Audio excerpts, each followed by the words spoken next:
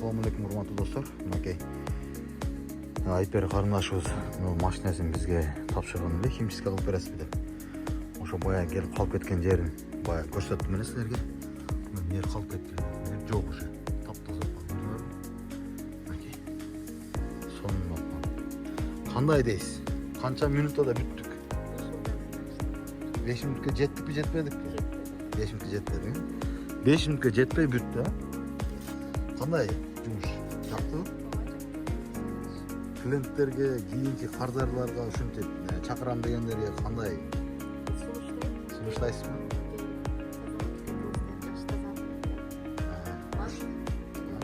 Керек саатта батарея болуп керек. Тазалык. Ушундай достор.